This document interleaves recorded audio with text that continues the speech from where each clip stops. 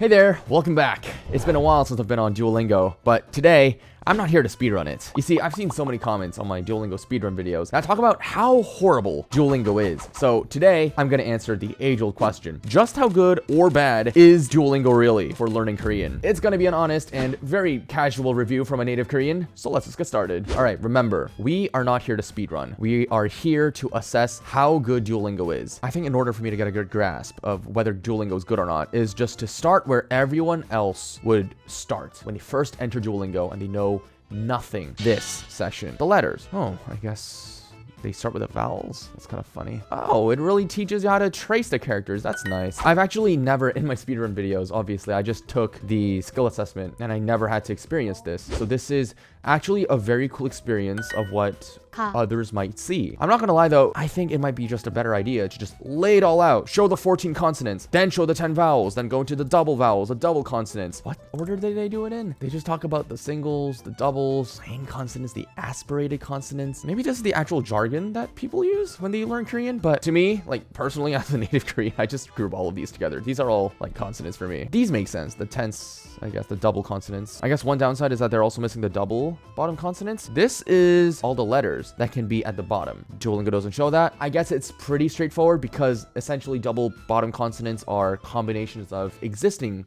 consonants, as you already know. The thing that really kills me, apparently Duolingo and so many Korean learning videos, they don't teach the concept of bottom consonants. It's insane. All right, I think for me to actually convey this point, I need to access my own videos. Here is my video that I made. It's called How to Write Korean in 20 Minutes. One of the biggest projects, if not the biggest projects I've made. That is what an average Korean character in its maximum form looks like. You must have one top consonant. You must have either a horizontal or vertical vowel. And then you can or cannot have a bottom consonant. And the thing that most people, and apparently so many people, according to my comment section, straight up ignore the same consonant, whether it's here or there, has a different sound. Here is a Korean character that I just typed in. It has, as you can see, the same top consonant and the bottom consonant. It starts with a J sound. It ends with a T sound. And you might be wondering that if you were just looking at Duolingo, you'd be like, this is a J. Why is it pronounced T when it's at the bottom? Duolingo just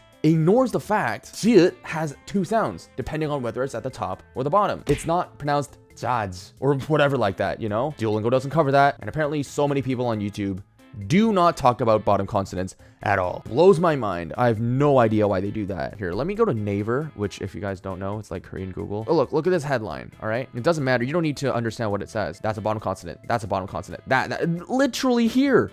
That's a 5-character word. 4 of them have bottom consonants. Is it really that hard to do something like this? Like you press that and you just show that it has 2 different pronunciations. There, is it that hard to do? But now I'm noticing that this is inconsistent because NG is the bottom sound. It's the bottom sound for iung. Oh my God, this is gonna like blow people's minds because we're just talking about top consonants here, right? All this time. And then when people see that thing, people are gonna expect it to begin with an NG sound. They're gonna pronounce it like something like ngang or something like that. If you ever need a helping hand, in my 2 videos, I make sure to cover bottom consonants extensively. So make sure to check them out if you have free time. After it teaches you the letters, does it just throw you into a lesson? So what can I do? I guess I can just go into the basic phrases. What would people, after they learn the letters, what would they cover? Extra hard challenge. Yeah, bring it. Oh, come on. I'm getting paywalled left and right. Maybe later. Fine, we'll do the ordinary one. Wait, so you're telling me... I'm sorry. I'm just trying to think. Are these common words that people would learn in their first lesson right after pronunciation? Like ants? Yes, this newspaper. Okay. I know people have been complaining in my Duolingo videos that Duolingo just gives you like the most random sentences ever. The most useless, specific circumstance sentences or phrases that it could possibly throw at you. What is Duolingo's obsession with cucumbers, babies, and milk? Wow, this is what people go through when they learn Korean through Duolingo. Your score connects course progress to real life skills. I don't know in which universe would you say the phrase fox's milk? Or, yes, this baby's cucumber. Oh God, this might actually be a real life skill that you might need to use. So let's see how good this one is. Trash. Hello, my name is Trash.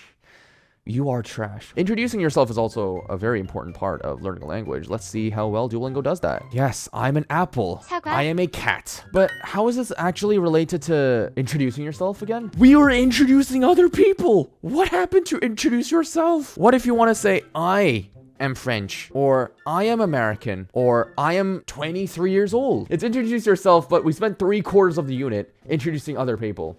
I don't get it, man. Speak politely. Honorifics is a very important part of Korean, you know? Speaking up. 우리 학교는 높아요.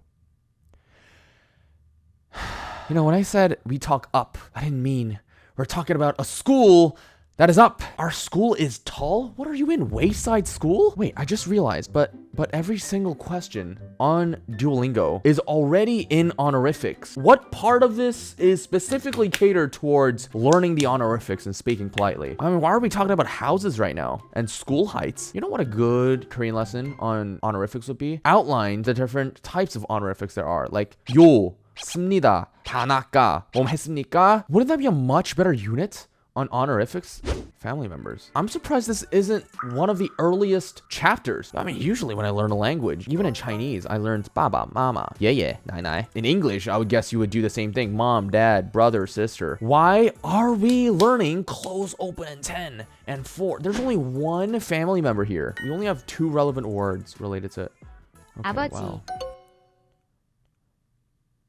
Oh my god. So in order to proceed, you have to pay 450 or you get a subscription. Wait, it was 어머니. What did I press? I swear I pressed a girl. Did I not press a woman? Was that supposed to be doctor? No, wait, no, that is dad. Look, I was playing pictogram, okay? Am I the only person who thinks that doesn't look like a guy? That really looks like a woman.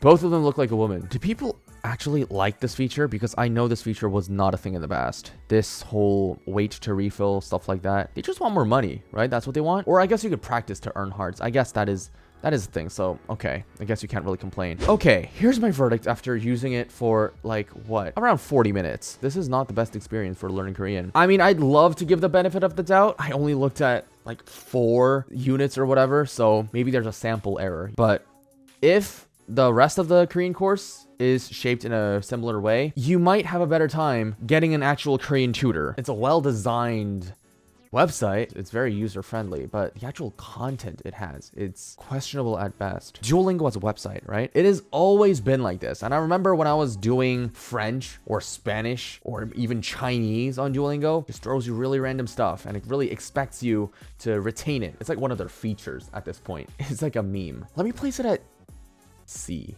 I don't know what other abominations there are in the world that might deserve a D, but I don't think Duolingo is worthy of a B. You're missing bottom consonants in your main basic letter page. You constantly go on tangents. I think C is a very, very fair, and for some people, maybe even a very generous grade to give. Maybe we will revisit this tier list if we decide to cover other language apps. I can't promise this if this is going to be a continuing series, but if you have any other recommendations of language apps, if it has a Korean unit that you want me to review, definitely leave your recommendations in the comment section below. So that was fun. I took an hour out of my day to review Duolingo and how good it is for people who just want to learn Korean for different reasons. There can definitely be some improvements. If Duolingo adds bottom consonant sounds, at least, by itself, it could be a very big improvement. Those of you who are using Duolingo Korean, I just broke your world, basically. If you've been using this for 3 years, maybe at this point, you're just reconsidering all your life's choices because I just completely destroyed your perspective on everything that you've done for the past 3 years. So yeah, thanks for watching. Subscribe to the channel if you want to catch